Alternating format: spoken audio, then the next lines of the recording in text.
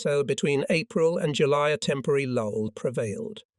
The Russians, whose offensive had stalled, expected the Germans to be the first to move into the summer offensive.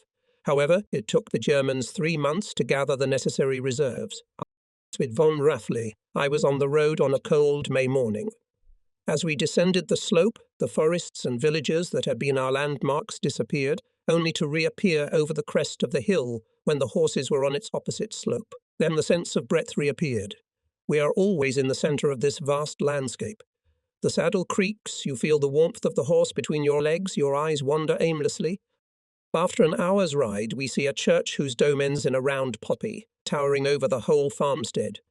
It was like this in Sisuev, once the country estate of a Russian prince, later the estate of my companion's great-uncle. Some of the stalls were still standing. The plaster was crumbling from the walls, but they were massive and wide and built of stone, witnesses of former prosperity. Nothing had been done since then. The erection of an ugly concrete shed was all the State Farm Administration had done to modernize the farmstead. Then the war came upon it all. But what an estate it once was. The ruins of 24 large buildings, not counting the wooden houses, were scattered over 120 acres. Between the stables and farm buildings, the road led upward to a house that stood at the south end of the park property. It was a one-story building.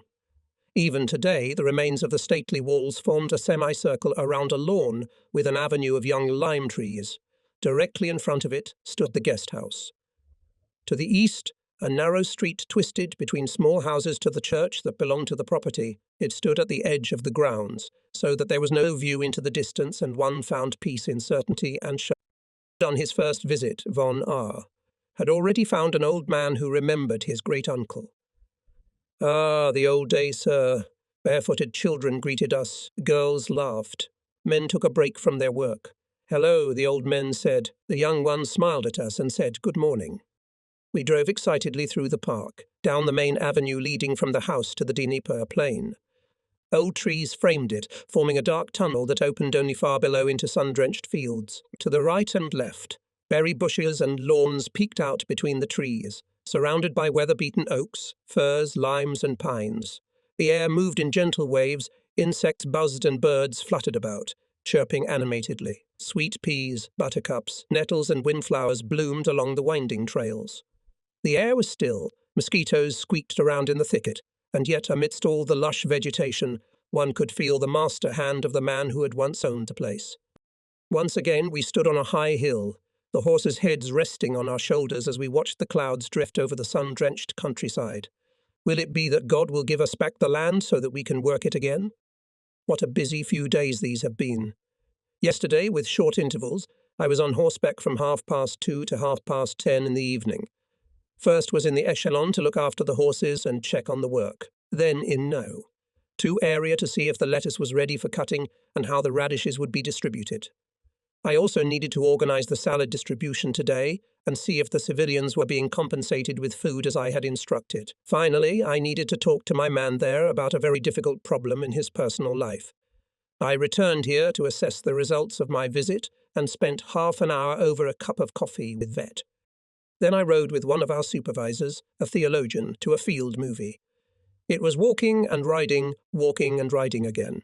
10 minutes before the session began, I jumped off my steaming horse and said hello by the hand to Heine Stubing, who took seats for us. The hut was crowded to capacity.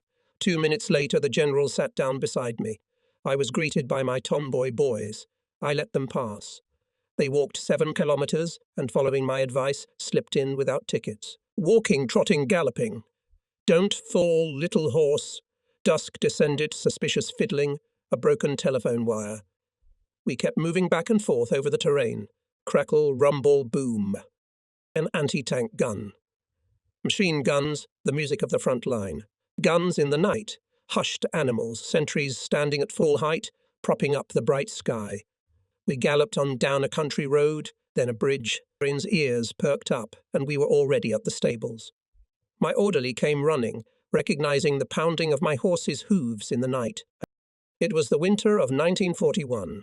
Captain G was riding in front of the battery. It was very cold. He went into the house to warm himself. It's cold, he said, rubbing his hands together. You can speak German, replied a woman who came out to him from a dark room. They began to talk. She said she had worked on an estate in Holstein for 5 years. But how can you live here with 1 bed, 3 pots, a couple of forks and a knife now that you know how they live in Germany? We live, after all, replied the woman. The other day we were in the standing room only room. Olga, do you want to see the pictures? Come here, I'll show you some pictures, said my companion. Olga immediately came over. She wanted to know more about this curiosity-exciting Germany of which she had heard so. Look, this is my daughter. She is now 7 months old, explained my companion. Good, said Olga, her womanly love of children making her thaw for a moment. But it's not the same baby, she said suddenly, taking another picture. This one is much bigger than the first. But Olga, said my comrade, the second picture was taken at a closer distance. Don't you see that? She looked at him doubtfully, shaking her head a little and scrutinizing the photo again. Is that your wife? Sweetheart, she said critically. And that's not her here, she remarked, taking the next photo. Why this? No, laughed Olga, you're trying to play a trick on me. She has a completely different purse in this picture. You see, you've made a mistake. She listened doubtfully to his explanation. She couldn't believe it. We looked at the girl thoughtfully. Then we looked around, examining the hut, this room of the Russian peasant woman, which had once been dark and musty, but now, thanks to the German soldiers, had been transformed into a clean room. And we knew that we still had a long journey ahead of us. We were in the echelon inspecting the equipment. The battery commander was inspecting the mercenaries. Where is your tunic, Alexei? At the tailor's, sir. Go come and fetch it. Alexei turned around youthfully and disappeared like lightning. He returned a moment later, clicked his heels, and held his breath. It didn't give away the fact that he had rushed as hard as he could before. Alexei is an enthusiastic soldier. He has sewn a cockade on his cap. His honor would be deeply hurt if we made him take it off. He wears his uniform in his own manner, but wears it with the pride of a child. He wears a trouser belt and has pushed down the top of the shank of his boots so that the leather lies harmonized around his ankles. He wears his spurs high, in the Cossack manner. It is difficult to dissuade him from doing so. Even an ill-fitting tunic and pants cannot hide the flexibility of his stance. He's not simple. When he returned from taking the oath, he said, I will not stay long with the battery. I'm going to Vlasov. You'll see I'll be there. 2 more villages later we met Gregory. He was 14 years old. He had been picked up while wandering at the head of 2 women with 2 children. He came to the battery commander's headquarters as if we were his old friends. Where are you going? Home, sir, to Nikitino. He took off his cartouche, exposing a mop of blonde hair. Clear eyes laughed in a pure boyish face. Documenti. Here, he put the papers down and stepped back in wary and tense anticipation as we examined them. Grigory B. and mother Yuba B. and daughter Maria. Valia S. and child are following from a hospital in Smolensk to Nikitino. Grigory stood in front, the others behind him. Calm down, mother, he said as the woman behind him rushed forward. He did not turn around, but merely made an impatient sign with his hand. The mother's eyes expressed a great sense of pride in her son. All right, he asked, and it sounded like it couldn't have been otherwise. All right, Gregory, the officer nodded. Cigarette? Then the tension fell from his face for a moment, his eyes brightened, and he leaned over the officer's shoulders to take a light from the battery commander. He stepped back and took a drag on his cigarette like a man dying of thirst. Then he began to speak. His answers followed quickly, and to questions of a personal nature which we asked, he answered frankly. Well, and touched his cartouche, full of the dignity of confiding conversation as man to man, and left the room to take up the space reserved for him. It looked funny and boyish, the expression which his face had acquired, but Gregory, as a man, had already sent the women forward. Remembering his duties, he returned, Don't we have some potatoes for them? Yes, he could take some. How about some bread? Not so easy with that, he was told. He did not express displeasure, as they sometimes do in this country. He did not tell us a long story of their sufferings. He just looked at us and said, 200 grams. Master, you know we have nothing to eat, don't you? I know there's a war going on, but I'm not asking a lot for 5 people. We're used to a hard life. It's not our fault we have nothing to eat. Is it worth saying that he got his bread, and that the battery commander cut it off, taking it from his ration?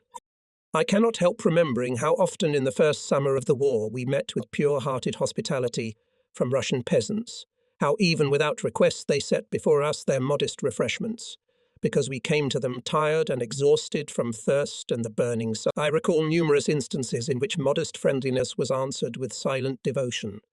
I saw again the tears on the woman's weary face that expressed the severity of her suffering when I gave her child a candy bar. I felt my grandmother's aged hand on my hair as she received me. The first terrible soldier, with many bows and an old-fashioned hand-kissing. How her heart overflowed with joy that I liked her food and told her it was delicious. And again I remember the man who was so proud to receive us, on the day when we fell far behind our battery with our weary horses and took shelter from a thunderstorm in a village off the main road. He looked after the horses and distributed us to the best families in the village for dinner, all because he had once had the privilege of spending 4 years as a prisoner of war in Germany. He told us about his youth. In Siberia, he said, the peasants leave their houses unlocked, even if they are working in the fields, and there is always bread and salt on the table for anyone who follows by. In the evening there is always food on the window-sill for fugitive convicts returning home. He drank and sang wistful songs. All these people are homesick. One must watch them thus for an hour to learn what respect and devotion they are capable of, and to feel the mental simplicity from which all their actions spring. They help so naturally and devotedly that one never ceases to be amazed. An elderly woman volunteers to wash the wokes herself. An old man with curly hair and a dishevelled beard only needs a word to go fetch water. He brings it in unbelievably large quantities. He makes sure we have all we need. And with an apologetic smile he stops to warm his chilled hands, brushing large icicles off his beard into the stove. "Pardon me, sir, I am old." He smiles sadly. They shovel snow, chop wood, peel potatoes, stick branches on either side of the paths. Everything goes smoothly and by itself. We have a few prisoners on the battery who look after the horses and help at the field kitchen. They wear white armbands and have identification cards. It doesn't seem to occur to them that it could be any other way. The old man sits behind me in the corner and smokes a self-twist of newspaper and tobacco from our butts with a sense of gratitude. They sit behind us and eat their soup with spoons, which we, in their terms, neglect, and they see nothing wrong with it. No sullen looks, not the slightest antagonism. "Thank you, sir." They say it for any little thing done for them. Happy eyes of children and a low bow for the smallest gift. A German soldier is good. We burn their houses. We take their last cow from the barn and take the last potatoes from their cellars. We strip them of their felt boots. They are often yelled at and treated roughly. However, they always collect their bundles and leave with us, from Kalinin and from all the villages along the road. We allocate a special team to take them to the rear. Anything to get them to the other side. What a schism. What a contrast. What these people must have gone through. What a mission it must be to restore order and peace to them, to provide them with work and quickly the days flew by without much tension. But much is going on within us, and I only wish I had time to write about it all. I am, however, in good health. My health is the best it has ever been. Our vegetable garden is excellent. The lettuce is still a little bluish because the nights are cold. But everything is growing up except somewhat slowly, and in the meantime we have a lovely kind of spinach from the nettles. I should be writing a dissertation on vegetable gardening. But there is so much waiting to be written about, and time is divided into a huge number of little segments. Evening, another day of small joys and worries is over, if you count as a small joy the feeling of putting your whole self into leading people. It is a task that requires constant readiness, kindness, a strong grip, and an intuitive sense of what is most important. What a mixture of wisdom and firmness is needed to command in the 3rd year of war. But also what a profession. It fills me with happiness at the feeling that I can give so much to the good that people come to me with confidence. Their faces light up when they see me, and they are revitalized and feel more confident when I pass by with words of greeting. I need to find the right word in the moment. How right you are, Mom. As I write all this down, I remember that this is exactly what you yourself were talking about. Sunday. For the last 3 days I've been temporarily in command of the battery headquarters. Early in the morning I rode on horseback along the telephone communication line to the 12th to take a bath. I had quite time to do this at the trench, where Wren stood up on his hind legs, 3 times before skipping across, shivering and breathing hard. For the first time we fought each other for a quarter of an hour before he gave up. Both of us were soaking wet afterward. We had scarcely had time to leave the artillery position when it was subjected to an intense bombardment by the enemy's heavy guns. Pieces and lumps of earth were falling into the water to the right and left of the ford where we had taken shelter. When I released the reins during a break in the shelling, the horse went up the slope and swung across the trench without hesitation. Later I walked through the dugouts and met non-commissioned officer Carl, who had returned to the unit 2 days ago from a mission that had required his absence for nearly a year. Carl is a tall, blonde guy who exemplifies a good comrade and a good soldier. "So is it good to be back in the old company?" I asked him. "Sir," he said, searching for the right words. "When I came back I noticed it at once, and the boys say as much. It's quite a different atmosphere here now. Isn't it worth leading a life like this? My days are so full that they seem to be looming on top of each other. My vacation is long behind me, and although sometimes homesickness gnaws at me, I'll soon get over it. Each day we feel anew that this summer is a gift to us. We live for today." I was lying on the slope by the dugout. It was the middle of the day. The blanket beneath me was hot. There was no breeze. Insects, glistening with chitin, scurried through the air. They made gentle buzzing sounds like an organ. My thoughts drifted away in waves of light purple, and dreams raised their red sails. I don't know how long I lay there when the telephone receiver slipped off the receiver and hit me on the shoulder. I jumped up, staggering half awake. What was that? Was it Pan's black and white goat face looming over me with a vicious grin? He was immovable, staring at me with his yellow eyes and smiling mockingly, surrounded by swaying grass, while the wind fluttered his sparse beard. "God Goat Pan, are you putting this far east on the line?" But then the phone came up and I realized it was just our little goat. He jumped up and galloped away after his foster father until his thin bleating was silent in the midday heat. I followed him with a glance, smiling, and picked up the phone. "Hello, Whistle. Is this Loot? Prepare for battle?" And the goat god's whistle was drowned out by the singing of our big guns. I waded through the heat to our vegetable garden. It is spread out among the wild meadows like an island in the palm of the Lord God's hand. I could feel the touch of the earth with my bare feet. It's strange that one can have vegetable gardens here on the front lines, and we are grateful for it. People's faces are relaxed and peaceful as they lean over the plants.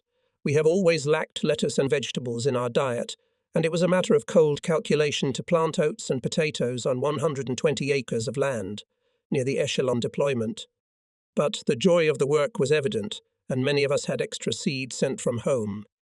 In the evenings, the occupants of our dugout stood around their little flower bed and, with a crude irony, opened the secret doors of their hearts to each other. What else were they sowing flowers for? It's fascinating to watch them watch the sunflowers, reseda, nasturtiums, asters and humble marigolds grow. I know it has been said before, but the serenity of plants matters more than ever to man at a time like this when the sacred order of things is disturbed. In normal times, I would come with a bouquet of fresh flowers. I wish I could do that. Nor can I roam these fields putting together the most magnificent bouquet, but I can bring my own hand-grown flowers, delicate poppies that open their petals in the morning red, yellow and purple. If only I could bring them to you. You know how at home I used to pick them growing in abundance and give them to all who shared the joy with me. In the evenings, when the plants need water, we go to the little stream with jugs and buckets and water them through tins with pierced bottoms. The lowland fills with the laughter of men pouring water over each other's heads. In the still air, mosquitoes in the bushes perform their dance behind a thin haze. But they don't bother us too much, because there is a constant breeze blowing and not a single false note disturbs this great symphony of water and sunshine, the scent of grasses and warm nights and this peace that reigns over our sector like the dome of a bell. I was camped out in the woods when I received my mail and had no time to read it. When at last it was possible to do so, we had had time to travel a long way. And Wren and I were hurrying toward home. The reins rested on his neck. Now and then I swatted away the mosquitoes. The road formed a black streak through the wet grass that stretched across the ground on the right and left sides green, yellow and purple colours with light flecks of bells and buttercups. But when I put aside the sheet of paper, only red brooms and sorrel were already visible in the light of the setting sun, like countless little hearts. I spurred Wren on. To late the enemy's front line had remained practically unchanged. The same could be said for his artillery positions, which were about equal to ours. Tanks have rarely appeared. This is the quietest sector we have ever had, but still the enemy's reconnaissance detachments are active. During June we drove back 36 of them, and on June 24 repulsed an attack by force by a battalion south of Pishinka, when it lost 240 of its 360 men. On July 1, an enemy sentry of 30 to 40 men infiltrated through the infantry positions at the advanced outpost of the 12th Battery.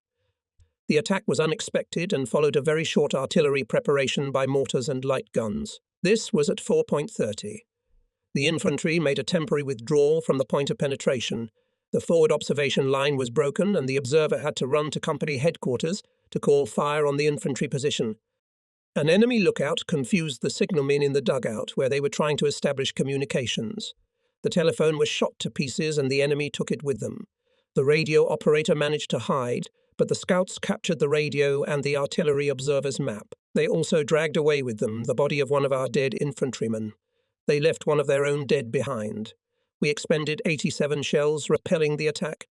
In the trench and in front of the barrier wire this evening we counted 28 killed on the enemy's side. Perhaps it would have been wishful thinking if we had imagined that we would be left alone this summer. Of course, we were wrong. Once again, we are heading for things to undergo a fundamental change, not that we are avoiding it.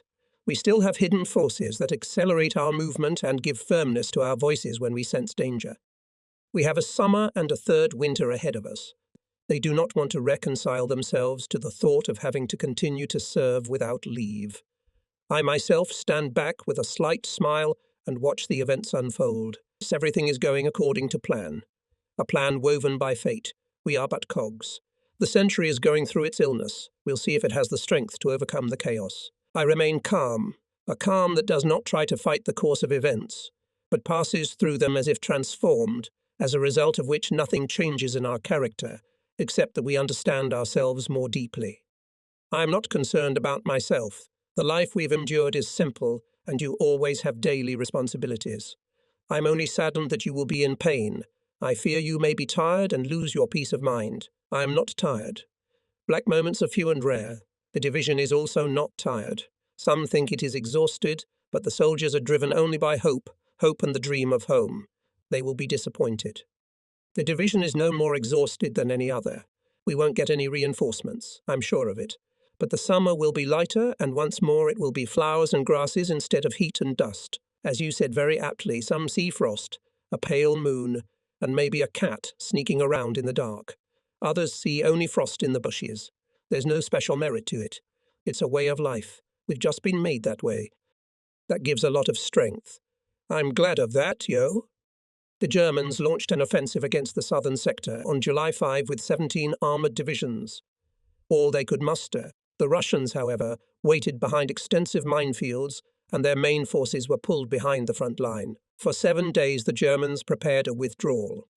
Almost immediately, the Russians launched a counter-offensive, and by the end of the month it had spread to the central sector. Consequently, Pabst's division, which apparently had been in reserve in the Smolensk area, was hastily redesignated the Southeast Division and thrown in to help hold off the Russian onslaught, which cut the Germans' communications beyond Orel. This venture had some success, but Ial had to be abandoned on August 5.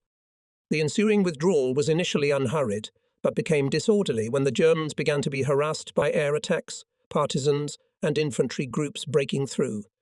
These events drove Pabst back through Bryansk, across the Desna River northwest to the Moscow-Minsk highway. There, in a battle that remained a mystery and not described by him, he met his death, which so often occupied his mind.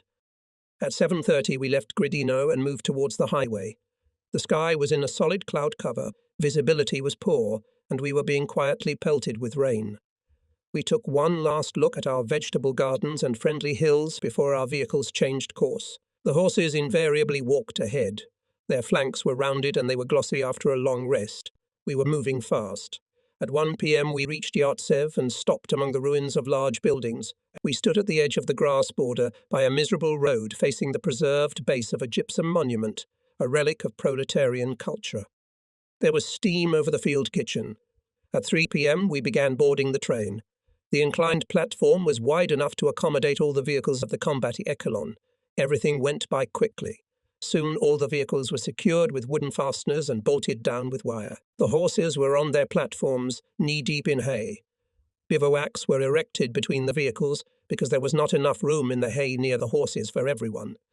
Sevenov, a Russian mercenary, came to say goodbye. The shifting fortunes of the vicissitudes of war had made him homeless. He had served in a unit for a few weeks, and now he wanted to stay with his family who had found work in Yartsevo. He came to us with a heavy heart, silent and withdrawn, and it occurred to me that he must be carrying a heavy burden of sad memories.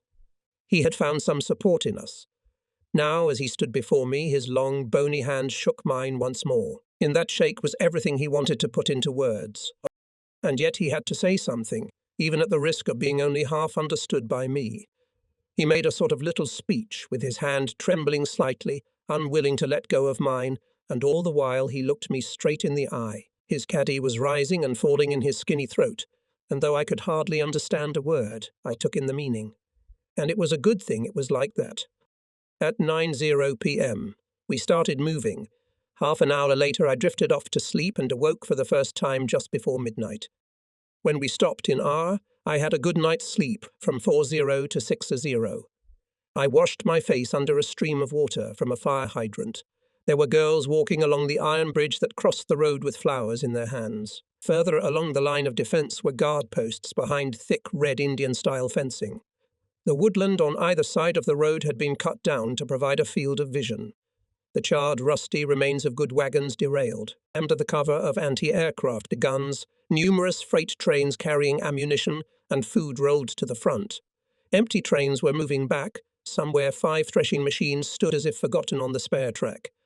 At 8 o'clock I saw the first sunflowers in D. They were growing in the vegetable garden.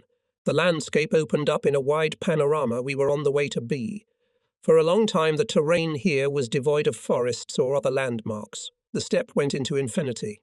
The hills gently smoothed out like waves on the surface of the sea in the doldrums. From time to time there were groups of birch trees with sadly hanging branches, like a thin shawl on the shoulders of an old woman, and in the villages the trees stood in small clusters. The villages were scattered around as randomly as if their builders hadn't quite realized where the end of this endless country was. The neighborhood was divided into green and yellow strips, and the houses seemed even lower among the potato beds and swaying ears. Blown, weather-beaten, with sagging thatched roofs, they presented a pathetic and pitiful sight in the dreary light of day. The larger villages, with a few factory buildings each, looked even more hopeless.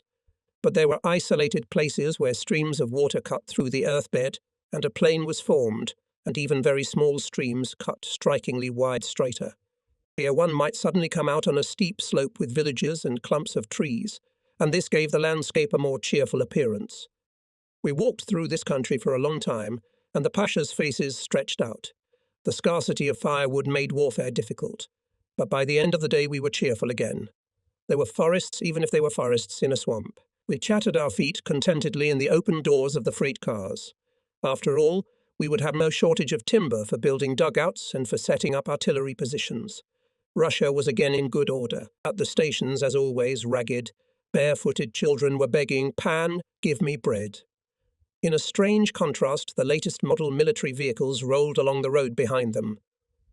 Huge industrial plants grew suddenly among the forests, and even if only tall chimneys stood among burnt-out barns and piles of stones, the tension between the two worlds was all too obvious. The unnoticed difference between towers with balconies like swallows' nests and the poor thatched shacks of peasants. But what did we care? We were at war. We wouldn't have time in the coming weeks to fill our heads with such thoughts. The bottle went round and round. N leaned out of the window, his profile standing out against the evening sky.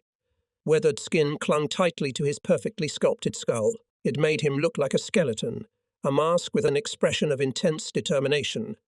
We spent nearly the whole day waiting outside B, whose tall buildings towered over the river banks. Before dark we mused on violin, clarinet, accordion, and my guitar. Then we lay in the straw, only waking up and falling asleep again with the movement of the train. At 4:00 we reached our destination. It was July 31st. We looked at the neglected station, whose only distinguishing feature was a sloping platform for loading military equipment. A column of wagons emerged from the woods, one vehicle after another, the horses walking at a fast trot, and all the time at the same distance from each other. They disappeared around the next corner like ghosts from another world. We unloaded the wagons and proceeded to the village, where we rested until 7:30. Then we made a long march. A richer and more extensive landscape came into view than at first appeared. Vet galloped beside me and said it reminded him of Ukraine. Far ahead, we could hear the deafening rumble of the front, powerful and menacing as in better times. We moved with long gaps between vehicles through the heat of the close day. The sweat and seams, the short breaks and concern for the horses, the thirst and the stops for food on the side of the road. Squadrons of fighter planes roared past in the blue sky toward the enemy, and dark puffs of smoke from bursts could be seen ahead in the woods. The thunderstorm broke with a rumble, but the atmosphere remained oppressive. Heat hung over the ripening fields in the vast fertile countryside. The horses pulling the wagons were breathing heavily, their chests foaming with exertion. I rode ahead most of the time, following the signs that marked our path. They led us along the highway and on through dirt roads until, late in the afternoon, we reached an abandoned village. It lay at the edge of the marshy woods. There were no more signs, and we stopped, not knowing how long we should stay here. We looked doubtfully at the sky, spread out and camouflaged the vehicles and were leading the horses away when the Rete appeared. They came out from the direction of the sun and made themselves known. Our machine guns responded. Then they moved away. No harm was done to us, but behind us, to the west, there was smoke and fire, and a kilometre ahead our battery commander was stuck with his vehicle in a swamp. They blew the battery to pieces. We spent the night there, but the night was short. At 2:30 we were on the march again, moving back along the same road we came in on because there was no passage immediately ahead. It took us a full day's march to reach the place, which was 7 kilometres away, if you fly like crows in a straight line, and ended at a bridgehead which our troops had recaptured the day before. The situation was in many ways unclear. I had already noticed on the way that there were not many of the supply detachments that one usually finds behind the main front. Beyond the swampy forests along which we were moving, there was only a fluid line of defence consisting mostly of strongholds, for which both sides fought with mixed success. There were gaps of several kilometres between them. Our troops were just still approaching. The enemy had cut the line of communication with a vital highway, but our counterattack was on its way. We had to close the gap.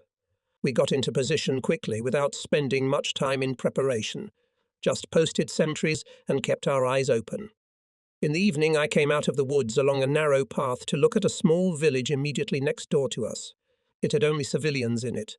It was reported to me that there were still many young men in it, which seemed rather suspicious because of the great danger the guerrillas posed. It was perfect terrain for them. The trail led through some patches of swampy ground. One had to quickly jump over the trunks of fallen trees. Suddenly you emerge from the thicket and find yourself in front of a village. It is surrounded by yellow wheat crops, shiny barley and dark green potato fields. Just like an island among the forests. To the southeast, the terrain drops steeply to a marshy lowland with stunted shrubs that stretched down to the riverbed along which the front line ran. No one was visible here. Beyond the river began the forest, which gave us so much trouble because of its great lengths and dense undergrowth. When you look at the map, all you see are small, widely scattered villages concentrated on the backside of the elongated gentle hills. We took a long look at the terrain and agreed that it would be difficult for the enemy to break through here. As we turned toward the village with its inhabitants, most of whom lived in dugouts, we saw the usual expanse of trampled earth in front of each house. It was cleanly swept, and sheaves stood in a semicircle around it. In the centre of one such space an old man was sowing wheat. He tossed the grain with a broad shovel, the wind blew the chaff out, and the golden grains fell to the ground. "Much, much bread," he said. One could sense that the bounty of the land was reflected in his words and in the gestures of him and those around him. In a step of the stairs sat a young girl and looked at me. She wore a light-coloured dress. Her eyes were clear and intelligent, and she seemed to me more attractive than any other girl I had seen for a long time. But I dismissed the thought the moment it occurred to me, for I could not afford to think about it. The young men who had been the object of my visit came toward me with an easy gait. They squinted at me, but upon closer inspection, I saw that they just looked more sinister than they really were, and confidence grew with the first cigarette. I wondered whether it was necessary to lock them up for the night. It was no good if they went over to the enemy. But that was too troublesome. I couldn't keep half of Russia under surveillance. In the end, I decided to send my assistants as propagandists. The presence of the girls had already made them restless. The people here are of a livelier character than those in the Smolensk area. They are more cheerful and open-minded. The influence of the South is already felt. Some of the women of more respectable age still wore a sort of national costume. They wore white headscarves tied as on nuns with a coloured ribbon around the forehead. On the coifs at the neckline is a narrow embroidered border, and the sleeves are fastened to the shoulders with coloured ribbon 3 inches wide.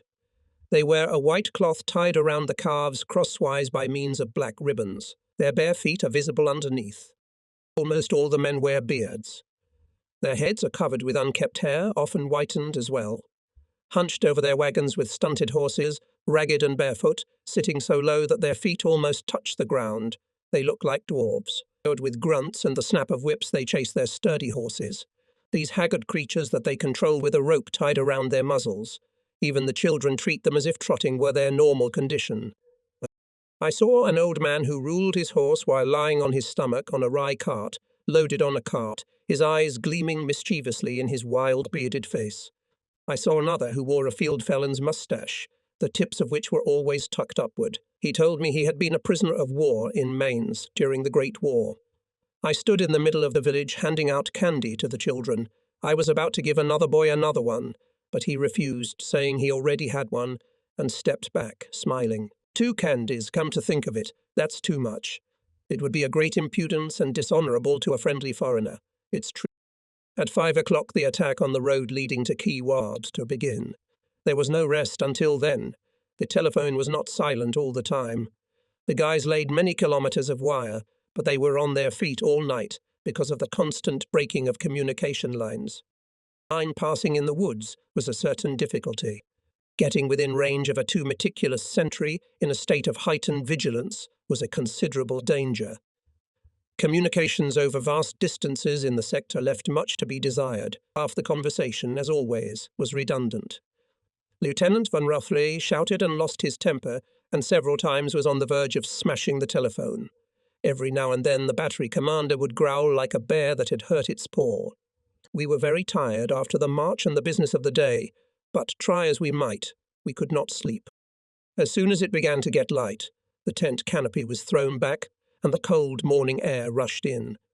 This time I stood in the back with the doctor while the others went to artillery positions. The attack began simultaneously from the north and south. Its purpose was to close a gap of nearly 2 kilometres, including the bridge, then push the front as far east as possible to secure a line of communication along the road. On our side, while advancing from the north, a slow offensive was underway against the resisting enemy on the right flank. Our losses were heavy. Enemy snipers, some with machine guns, huddled in trees waiting for our infantry to pass, and then opened fire from the rear. The enemy's tactics proved to be vigorous and flexible. It was impossible to deploy artillery in the swampy forests, but he made up for this deficiency by making extensive use of mortars. At the bridge he entrenched, competently positioned and well-camouflaged defensive positions, on which, among other things, were installed 16 flamethrowers. Here we lost our battery commander. His place was taken by the light battery commander. After an artillery preparation from his guns, he collected the infantry. At the same time, another battalion commander organised other units, which were scattered by heavy losses and the death of their officers. So the attack was renewed. On his own initiative, the commander of another light battery broke through from the south with his liaison officers and a few infantrymen. He crossed the bridge and captured the enemy positions northeast of it in hand-to-hand combat. At the same time, the Pashy left wing broke through the swampy forest from the north and broke through to the enemy positions, quite unexpectedly. In this way a connection took place. In the course of the Operation T, on the east side of the road was taken. The unit lost 2 officers and 3 soldiers. Those of the wounded who could walk remained with us. Our losses and those of the infantry, especially among the old and experienced soldiers, indicated the difficulty and peculiarity of the operation. About noon I was called to the operations headquarters. We moved it to another location, R, which was still under incessant shelling, including occasional artillery fire. We buried our tents, and the entire echelon involved in the battle moved forward. By evening it became quiet. The sergeant-treasurer appeared and took away the first mail. We sat down outside the tent and drank a bottle of wine. It was a natural Rhine muzzle wine, and in the silence of twilight all was enveloped in an atmosphere of peace. After the gap had been closed and the danger of a breakthrough to bar, removed communications were gradually restored to the regiment. News came from Battery No. 10 kilometers to the south. Meisner, one of our oldest comrades, had also been hit. Franz and I said with a chuckle that the two of us were long overdue, and as it was Franz's birthday 2 days ago, I pulled out the bottle I had saved for the occasion. Shortly after noon, we received a report advising us not to continue the entrenchment.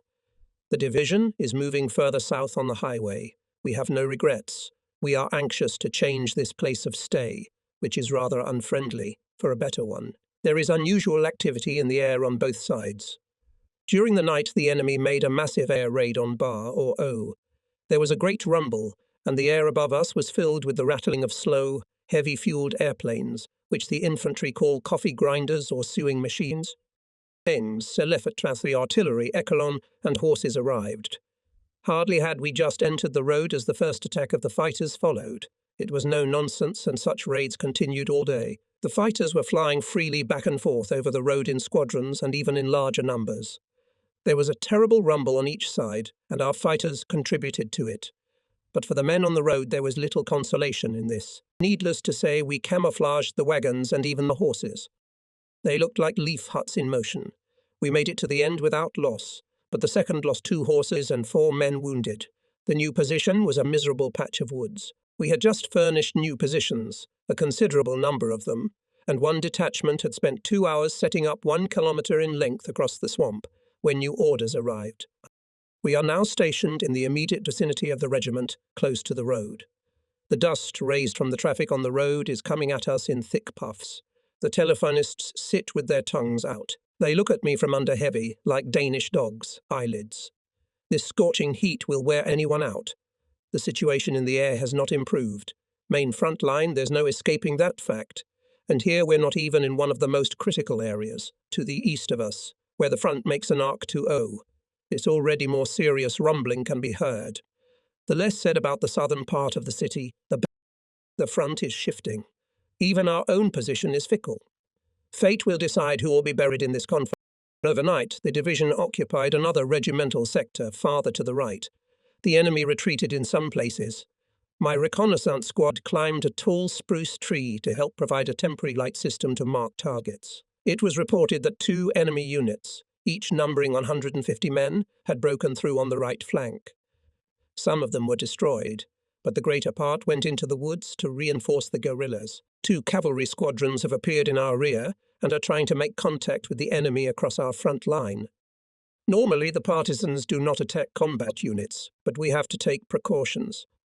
Of course, we raid the guerrillas and patrols are regularly posted in the rear of our combat echelons, but what good is that? Drenched in sweat and harassed by mosquitoes, ours fight their way through the dense undergrowth. They squelch through swamps and stretch along trails in the green twilight of the forests. They look exotic with machine guns on their shoulder and machine gun belts around their necks, but they haven't accomplished much. They don't even compare to the Russians in the forests. Last night, 2 types of their cavalry squadron raced down the highway past the 11th Battery's ammunition wagon. Before our boys woke up and realized what was happening, they were gone. In the early hours of that morning, and until the middle of the day, a great noise of battle was heard to the southeast, where the front was retreating. It has become quieter.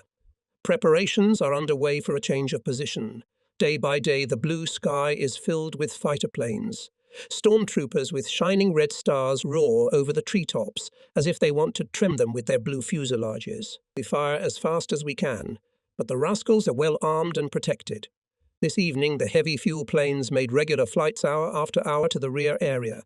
It looked as if they had opened an official air corridor. Since they were not dropping many bombs, they were probably making large-scale transportation flights. August 10, 1943. During the few pauses I have appeared, I am trying to organize these pages I've written from mid-July to the present. Occasionally I get up and stroll over to Wren, who remains farther back in the woods, or rather in the undergrowth. He turns his handsome head, looks in my pocket and pokes me judgmentally with his muzzle if he doesn't find anything there. There was unusual activity in the air again last night.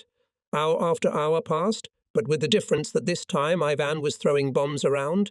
We couldn't even light a cigarette. Most of the bombs spat into the swamp, but it looked as if the tension following the howling in the air did not subside. Last night there was a hit on the front of the 11th Battery.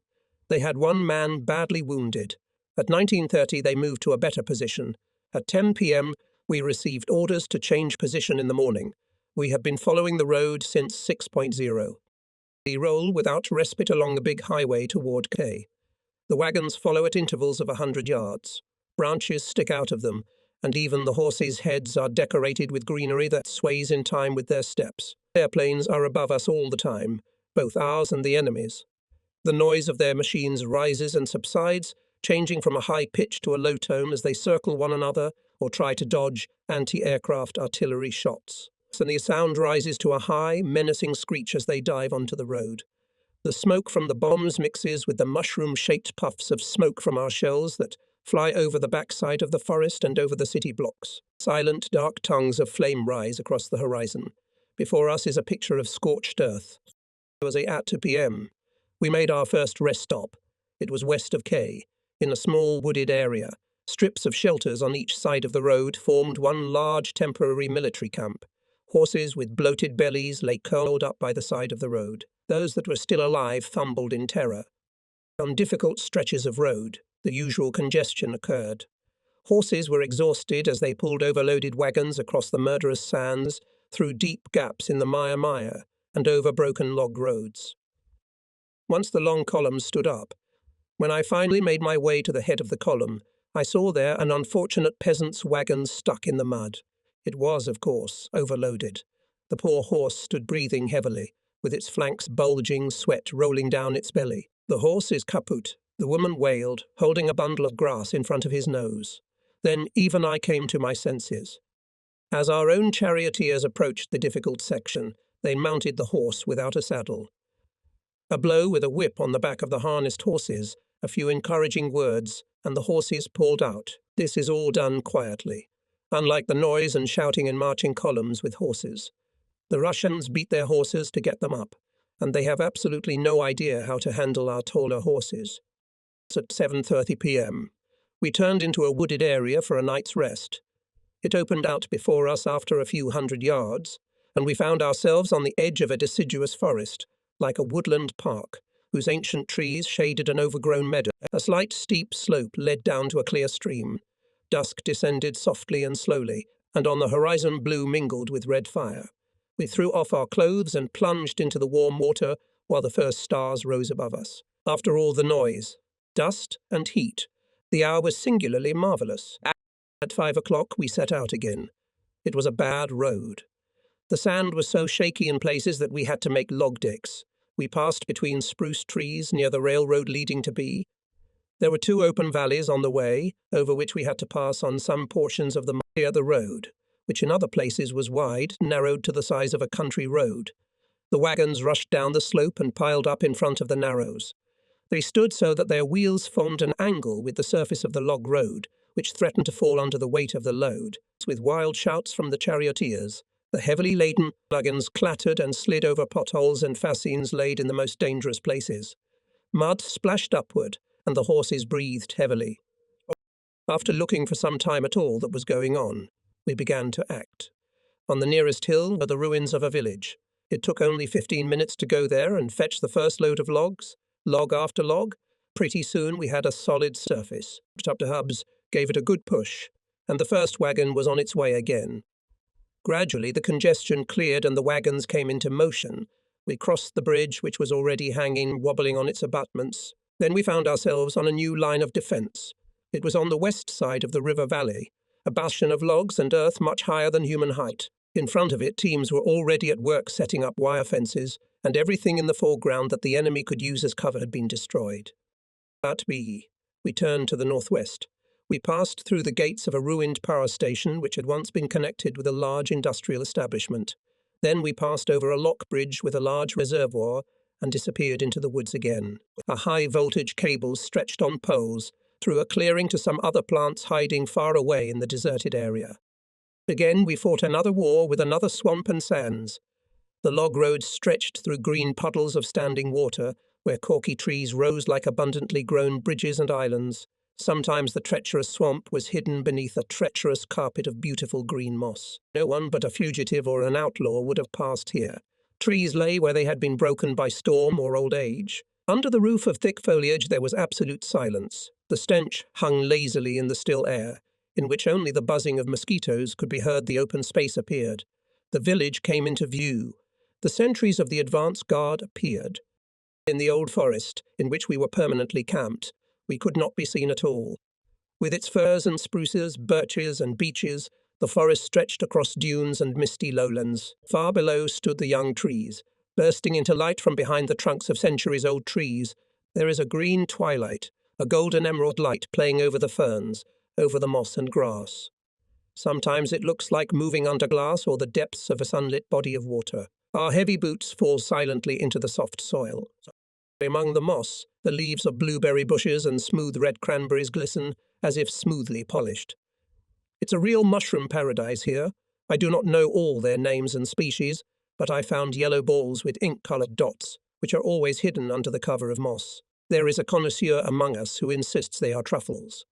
We ate truffles in the south of France, where the sun heated the steps of the house and our rooms had red tile floors. Our Prodot squad made a second visit to a neighbourhood that had survived the present battle. The war had passed through it several times, and it had not been spared both the battles involving regular troops and bandit raids. Few wooden houses have survived. Now smoke wafts from the last ruins. There, during one summer, the ground had become overgrown with grass. After 2 summers, you can hardly find a path, except that here and there a dilapidated, weather-beaten fence with silver-white posts separating the vegetable garden looks different. The bridges are rotting fast. The paths are overgrown. Wild carrots and lupines, marmalade and wormwood have taken over everything. Soon only lumberjack trails in the forest wilderness will be left there. The detachment returned with 3 heavily laden wagons. They brought large dry potatoes with grains of sand on their thin peels, cabbage, beets, carrots, pumpkins and onions. A solid ham of horse meat hangs in the field kitchen. 3 cows stroll between the trees, and milk for Sunday pudding splashes in buckets. They said there was an abandoned forester's house. We rode on narrow sandy trails, through glistening marsh, through sun-drowned glades. Above us the wind blew through the treetops. But there was only the creak of leather, the breathing of horses, and the clatter of their hooves on the soft earth below.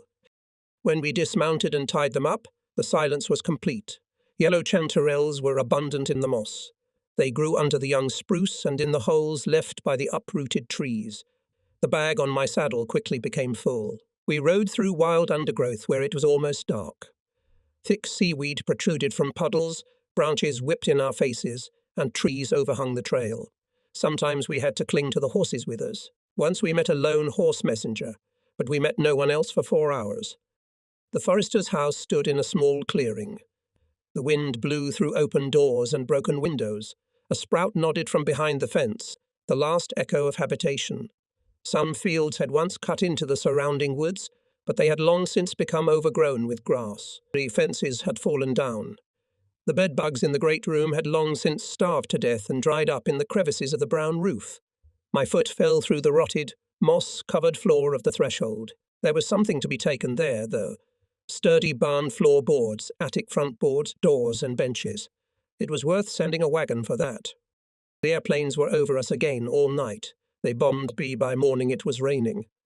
With it came a cold, inclement day. Rain is not a gift if you are standing in a camp. We dragged a roof from the village and fixed it between the trees. Even a pair of nesting warders did not flutter from tree to tree so animatedly, and their whistling sounded faintly through the rain. Only once did the sun reflected on the raindrops hanging on the branches, and then the smoke of the campfires was blue and clear. We were cold. In the evening, the airplane dropped out of the sky, in a steep curve, faster and faster, with terrible flames and the terrible roar of the engines. The performance came to a sudden halt. The noise cut off abruptly, and there was a red glow. The night fighter was singing its silver song over the dark forest. But at the same time, they appeared over us again later, and the ground shook hour after hour. August 22, 1943. Last night, when the wet roof of the tent glistened in the milky light. When in the darkness after the rain one could hardly distinguish the man opposite, and could hear nothing but the voice from the loudspeaker rattling over my ear. I felt for a while as if I had gone out of myself and was quite alone. In my weariness, I felt that I had been seized by the melancholy that seizes us when we see the inevitable approaching. Having lost all hope, I felt that there remained in me that last hardness, like a steel rod of energy, which I consider one of the greatest gifts of man. Later, the airplane made a circle over our heads, bringing with it something new in the field of propaganda. To our great amazement, it indulged us with music and speech. The music was unbearable, the words inaudible, but the alien intonation and unrestrained hatred in the words were obvious. It even seemed natural that the airplane would open machine gun fire in the finale. It put the situation back on the foundation of clear and honest relations. At C-80 enemy bombers were flying over us in the B direction. They appeared against the morning sky, squadron by squadron, in a clear formation. It was an impressive sight, and we froze in anticipation. We were not disappointed. At 7:15 we received word from the observation post that 6 of them had been firing for 90 seconds. The roar of the engines and the crackle of the machine guns continued for nearly an hour. We had no more time to listen to them, but subsequently 45 enemy machines were on the ground. At 8 o'clock the observers of the 11th Battery came under heavy fire from heavy artillery, which fired 20 shells that struck the blockhouse by the railroad. 2 of them hit the observation tower. The effect was almost nil. The observation continued. In the afternoon at the 10th Battery, 1 man was killed by a stray shell. The noise of the battle was especially loud on our left flank. The light battery has been withdrawn from that line and sent to the right. Because we expect a strong attack to the south, follow the reports of the adjusters like a temperature chart. In the evening, we moved into a new dugout, and for the first time in weeks could take off our clothes. When our horses returned last night from pasture, a black cow came with them. She was trusty and affectionate, and we petted her very much. When I went to the stable at dusk, our charioteers were in ambush. I stood leaning against a tree for a while, my gaze wandering over their faces. They all turned in my direction, and a devilish temptation hung over us. I gave them free rein, and they immediately set to work. Soon the cow was hanging from crossed logs far out in the undergrowth. We did not know then that it belonged to the 3rd Battery. But we found out that night because teams of searchers showed up. They combed our camp up and down, and today they came armed on horses and with dogs. They stood at the field kitchen, wary and suspicious. They sat there until evening with tired eyes and haggard faces. But by that time they were already convinced of our honesty, even though Lieutenant R. told them, "Take a good look around the old headquarters of my battery." They are masters at it, but they could not match us. When a field officer arrived with suspicions, I lined up the charioteers and told them that anyone who saw a cow belonging to the 3rd Battery must catch it and notify its personnel, as friends are supposed to do. This was the last straw, and the charioteers thought they would have a stroke. It was a picturesque scene. When I gave the command to disperse, they rushed away, looking for a hiding place to spew their restrained laughter. We were lousy, but we had vermicelli soup with a wonderful yellow fat floating on the surface. Yesterday a messenger arrived from Lieutenant R., who asked us for a couple of cups of milk. We were glad to share with him in the name of old friendship. This morning he arrived and we invited him to lunch. We had just had some very good goulash, and in large quantities. Toward evening we had coffee with him. He was charming, and we concluded that we were low black souls whose meanness was boundless. We promised to treat him to milk whenever he wished, but we could not open ourselves to our crime. We rode again to the forester's house. My strong horse rode like the devil.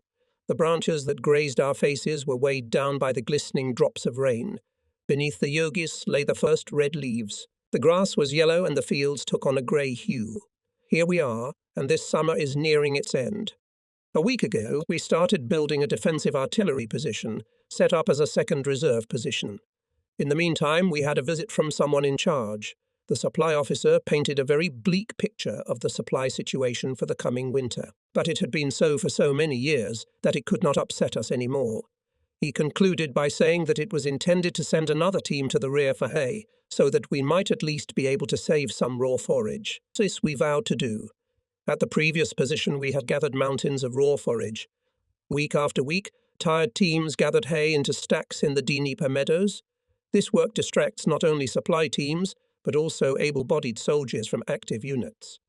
But there is nothing we can do about it. The additional needs of the unit and the supply difficulties are too great. We are obliged to live off the land.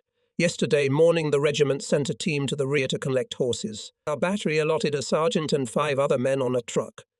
Each was given 90 live cartridges and instructed to take away the Partisans' horses. Pretty good business, isn't it? Here we are on part of the Eastern Front.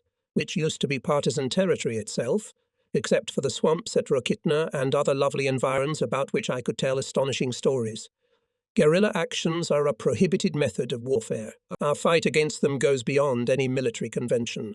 We have to paint red crosses on our ambulance trains because their presence makes them the object of the most fierce attacks. It's at 4 p.m. Today we stood around the table with sorrowful faces. Then I passed the men who had begun digging our last dugout. They were sitting on the edge of the pit with their chins resting on their hands holding shovels. I made an eloquent gesture in front of them that meant quit working.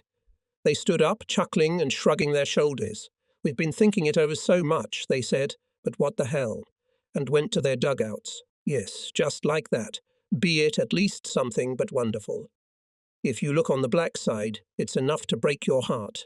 If you react in a constructive way, as befits a soldier, it makes you sick. It is a waste of energy and goodwill, a waste of that remarkable, indefatigable spirit of the troops that even now, after 4 years of war, can still amaze and even awe. It is a waste for which many should be firmly kicked in the ears. Not only have we already completed all of our summer stables, but we have also built underground shelters for 65 horses. And what do the people say? They say, and one can judge how much this shows their full confidence, that this is probably done to give us time to go back and build up positions for the winter, that it is really quite a wise move, because this is true, isn't it? There are no Russians around at all. There can't be any. This morning I discovered the first bits of ice in the watering cans. I remember writing this same sentence a year ago. Today I'm repeating it, and today that repetition seems daunting. The first signs of impending winter always appear too soon. It only emphasizes the monotony of what is happening, and in that light, all the things whose beauty I was trying to convey pale. Don't the events happening to us in Russia keep coming back to the same act? When I close my eyes, even a change of scenery seems insignificant. The spectacles that made us marvel have seldom been attractive. There is no beauty in this country, nothing to move us or lift our spirits as there was in other countries whose beauties thrilled us. Despite all the changes, our life here is so monotonous that it is measured out quick. Perhaps it is for this reason that against this background the human soul appears as something unique. I think about it without bitterness, because it doesn't make you bitter. I am sitting in a soft chair with my legs stretched out. In fact, I'm not sitting, I'm lying in it, just as I used to lie in our big chairs at home. I'm pretty sure that's not how any officer or the most junior of lieutenants do it. Even if the battery commander didn't notice it immediately, he must feel it subconsciously. It only takes a thin layer to penetrate his consciousness, but I'm not going to change my position. It's more important to see the light falling through the amber-coloured rum in the bottle, more important to slip out of my form for a moment and no longer feel the boots on my feet. What could be more important? September 9, 1943. I've been sitting over these pages for many days. I have written a great deal, and it gives me food for thought. It is curious that propaganda plays evil jokes on people. It thoroughly entangles the individual. The mind of a nation appears to be like a photographic plate that can be manifested at someone's whim. The delivery of our mail was upset not by the great events of the war, but by their absence. That sounds paradoxical, but it's true. It's because we really shouldn't be here anymore. Actions are practiced to perfection. At the first sign of trouble, the guys at the base signal the usual hasty retreat to a new position. And now there they are, far away from us. Meanwhile, it became clear that there was no hurry, and we used the time at our disposal. We dismounted slowly and all the time found work that could be done thoroughly. The squadrons of destruction set to work. For a moment we were in a state of suspended activity. I, too, sent a large number of wagons to the rear, and with them the main baggage. The course of the epidemic among the horses is unpredictable, and I must not be left without means of transportation. But nothing more is happening. We live on alert and enjoy the peace as long as we can. Day by day the sun shines more and more faintly through the trees. It no longer provides hardly any heat at all. It is like a copper glow falling on the moss and the young fir trees. The rays of light between the trees no longer blind the eyes. At 8 o'clock we brought torches to our dugouts. Flames burst from the doors and window openings, and the smoke hung in a wall among the tall trees. We burned every last board. Then we marched on. At the crossroads at Khrushchev we paused for lunch. A railroad car was making its last leisurely trip along the rails to the west. 2 men sat on it and dropped explosives 2 charges at a time for a length of fire cord. 2 sappers ran behind, setting the explosives under the tracks and inserting the fuses. How the devils they ran, and how spectacularly the thin white jets of flame burst from the ground. Piles of iron whistled all around, and bitter powder smoke floated over our heads. The road behind the railroad was closed for an hour after this. But this was only a part of the destruction wrought, a laughably insignificant part. All the water pipes, all the narrow passages were mined. For hundreds of meters through the forest, red charges were fastened to trees so that they could be thrown across the main road with the least possible time. The villages were set on fire. They burned with incredible vigor. The heat impeded our advance. We galloped through, covering our faces from the rain of sparks. The wagons had to go around. Clouds of smoke hid us from the enemy planes, and the noise of explosions around us was like a big battle. On the outskirts of Bryansk, the smoke mixed with the yellow dust of the road, covering us with a double blanket. The sun had turned red long before evening. It hung pale and withered over the destructive action. Over the next march of the stream of men, the clouds were illuminated on either side. They formed the finest, most magnificent banners I have ever seen, displaying the war in all its awful splendor. We saw houses in all stages of destruction, white as flashes of magnesium, flames shooting out of windows. The first bursts of red flame as it broke through puffs of black smoke. The triumphant dance of the red rooster over the roofs. We rode through the white heat of the dying streets. As the horses and riders ahead of me moved toward the walls of fire, the rifles hanging from their backs looked as toy-like as the peaks of tiny devils on their silhouettes. We saw houses crumble with a rumbling crash.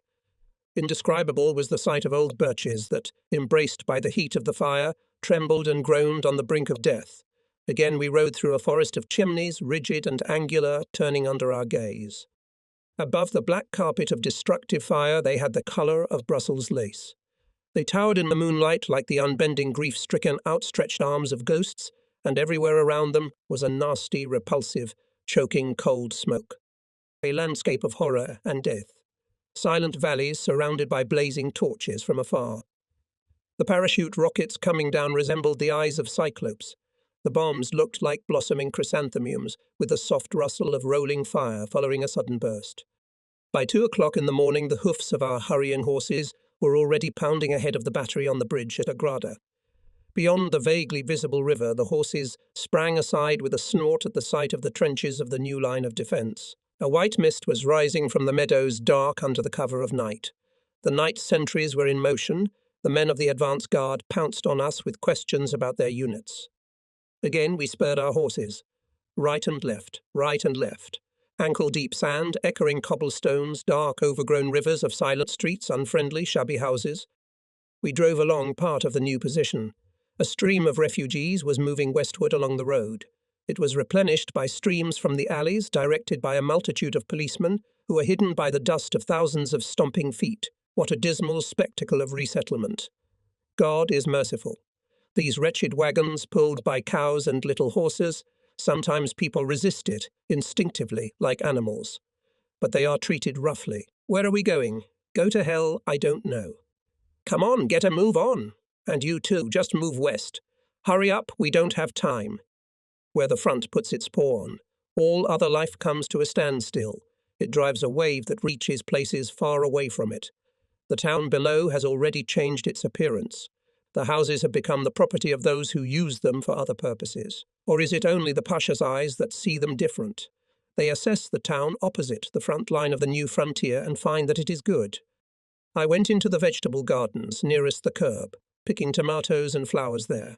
Put a bouquet of velvet brown stars in a cottonwood vase and set up a table on the porch facing the street.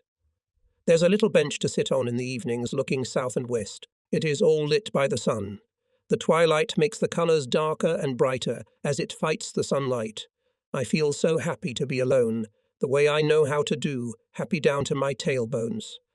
Just now at 21:30, we received orders to march at 6:0. Pity this position, this fine line of defence on the western heights, west of the city, with the river as a natural barrier and a battlefield such as we had not had before.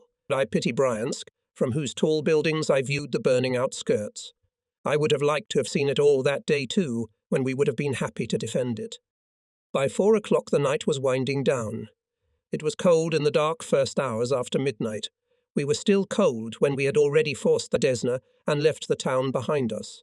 Soon I was motoring ahead to scout for resting places. Riding in an automobile, I call attention to this because we were moving on a freeway, and I saw no reason to sit back when I could stop by voting one of the commander's cars.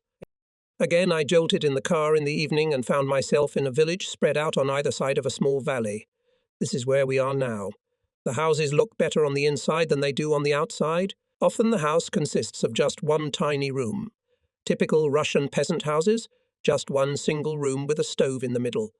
But they are clean, these rooms, and the people are mobile and open to socializing. It's a friendly place. Supposedly down in the valley are the burnt-out vehicles of our economic labor company.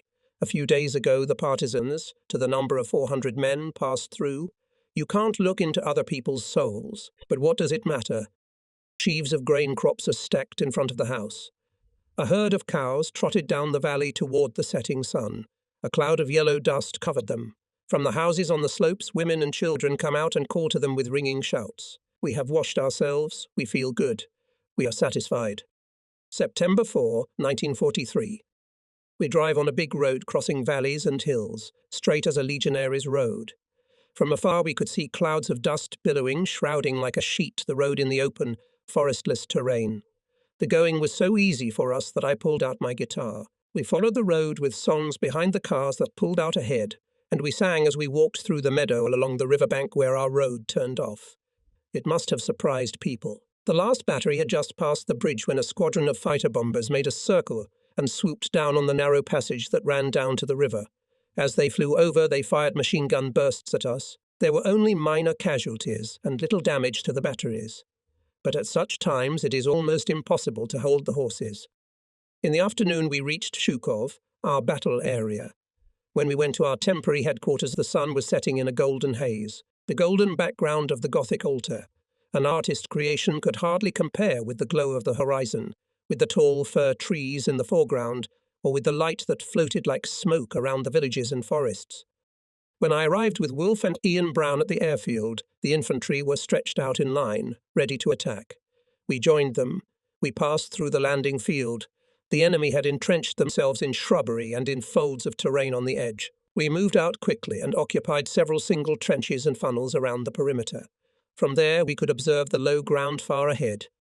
200 yards ahead, we could see the smoke from a mortar that continued to fire at us, and we spotted enemy infantry shelling our neighbours on the left. They were entrenched in 2 deep anti-tank ditches. I suppressed the fire of an entire battery. The enemy withdrew to the village, setting fire to houses and haystacks, thus covering the withdrawal. Radio communication worked perfectly. Franz and Ian were running behind me from foxhole to foxhole with antenna pins in their hands, headphones around their necks, Morse keys in their pockets. We occupied 3 islands of brushwood and part of the first anti-tank ditch. The enemy left the ditch only when his flank was attacked by the battalion on our right. We had captured the second ditch and the edge of the village and were now hidden by smoke. Here the attacking units clashed, drawn by the desperate resistance of the Russian infantry. Some of the Russians fought dressed in the trophy uniforms of German artillerymen. I was lying on top of a dugout reeling behind which the commander of one of the attacking units had seized the shelter of an anti-aircraft gun. Hidden by smoke, I tried to locate the damned insolent man. The enemy artillery became more active. Field guns and katyushas opened heavy fire. In the dugout below me a child was crying. We advanced further than the task of the day determined. We dispersed the enemy units and returned to a pre-prepared position on an elevated perimeter. Meanwhile, the enemy had deployed their guns. We crawled on our bellies again. Franz and Ian were grumbling, complaining that their backs were blackened and blue from the constant pressure of the equipped. The infantry entrenched themselves in the airfield. Evening was approaching. I had to organize a fire screen, and our anode battery sat down. The Russians launched a counterattack but were pinned down by our fire. We joined the corrector and took turns transmitting his data, using the same auxiliary equipment. I put up a fire screen by means of light signals. Only then could we, exhausted, think of finding some shelter and of the fact that for the last 2 hours our provisions and our blankets had been waiting for us somewhere behind us in the woods. We found a narrow bomb silo shaft and crawled in, along with the adjusters and a few infantrymen. The moon rose as from a steady red ball. Franz and Ian walked almost 3 kilometers across the airfield to see how our wagon was doing. It was almost midnight when they returned, crashing through barbed wire and craters of rocks and piles of bombs. In between fighting, we found a stove, bent some pipes to connect to it, and built a fire. The silver moon was slightly in a haze. There was frost on the ground and empty single infantry trenches, but we had fire. Bullets whistled in the field, but we had 3 meters of ground over our heads. Our horse stood behind cover. Ian gave her a crate of fodder to keep her head down. At the beginning of the 4th, the order came to change position. At 3:45, we marched back. It was still dark. Again, we scouted our way between piles of rocks and wire fences and shards of broken concrete. We saw dead men in the brush, fallen horses and broken vehicles on the road, piles of mangled equipment. Our mouths were dry from smoking and fatigue. Between the walls and through the broken windows of shell-shocked buildings, we could see the fiery red morning sky. It turned yellow. It was raining. When it, grey, hung low, and the ground was as if wrapped in a cold compress, we gave up. The roads were like a viscous oatmeal porridge. The grass was covered with white hoarfrost. Some fields still showed potato haulm, brown and shriveled. We were soaked to the skin, dirty and tired when we found shelter in a few houses in Mali Salip. Tomorrow we are going to move into position. According to the Wehrmacht Communique, the enemy began the expected offensive on Yelnya. 3 cavalry regiments became divisions. I am sitting on a straw mattress in the open air waiting for the order to move out on a communications task. Infantry gun shells whistle through the heights from the east. 4 tanks break through the railroad to the north. The shells of the 11th Battery slowly approach them, until flashes from the barrels of their guns colour red the puffs of smoke from the bursting shells. The tanks clumsily turn back. We move forward and climb the slopes toward the railroad. Tanks and anti-tank guns are firing at individual soldiers. We lie down for a long time, taking cover behind a small slope, and figure out a way from bush to bush. The bushes are scattered at some distance from each other. Our silhouettes stand out clearly on the ridge. It is a clear, warm day of late summer. Buckwheat fields glisten in the sun with rusty red colour. In the distance, another village is burning on the enemy's battle line. We descend into the valley of a small river, where we find a telephone line stretching toward the enemy. Soon we are already munching the day's portion of bread, laid out for the infantrymen, to the sound of high-pitched machine gun bursts, to the howling of rapidly flying shells and heavy brats with a deafening thudding bass that shake the ground. The powder smoke came in lazy waves. At last we reach Lieutenant Illner. He sits by the river and washes his feet. 8 days have passed since I last took off my boots. It's a pleasant moment of peace. At 17:30 we received the order over the radio, retreat immediately. At 18:30 Ian Brown was waiting for us at the edge of the village. He led the horse out of the low ground where he had tied it earlier. Half an hour later we were in the village, in an artillery position. The batteries were ready to go. The headquarters had already withdrawn. They had all around. The sky was red. It was almost night. A girl looked out of the window. She recognized me. I was looking for quarters for the battery personnel at the time. "Don't go," she said softly. "Oh, Panenka, what do you know about war?" Wren was already saddled. We rode behind the battery, catching up with the dark columns. The heavy binoculars clanked with a clang on the buckle of my belt. We levelled off with the battery. We're marching. It's cold. Midnight is coming. The moon floats through silvery clouds. Parachute flares shine brightly like constellations. Somewhere bombs are whistling. I take out my gachia. "Do you know how many stars there are in the sky?" "You chew, that it's coming from up there to us?" Franz looks pale and sickly, with deep furrows around his mouth and eyes. He has a fever. I feel like I've had the air pumped out of my stomach and swallowed salt water. I've only eaten a piece of bread since noon. The wagon's on its side, all muddy. Never mind, it doesn't matter. It's still too cold to eat when we're on the road. Let's sing another song, smoke another cigarette, then we won't feel hunger so much. Slowly, everyone fell asleep right in the vans and in the saddles. Tom has to wake up the truck driver snoring behind the wheel. Leaving behind 4 kilometers of the road, the column came to a standstill. At 4.0 we arrived at our camping quarters. 2 days later Helmut Pabst was killed in action. Last will Russia, April 17, 1942. Dear parents, how can I ease your pain? What could I do to soften the blow that no longer bothers me? But only you. I will gather all my strength to try to exhort you. My life is not fully lived, but it is complete. It is filled with your love, and it has been so fulfilling that I can only thank you over and over again, even though the other life in which I intended to do my thing as befits a man has barely begun. That first life is fully completed and brought to completion, the one that you, my father and my mother, gave me and protected. I love you so much. If you want to put a small memorial in my honor in the garden, let it not be a beautiful gesture or something memorializing grief. It can be a young boy with a shy smile, radiating harmony and peace, or it can be a young man who has rested in peace with himself, so that my heart can become attached to him, not turning away from the world, but open to all that is beautiful. Farewell, I loved you so much.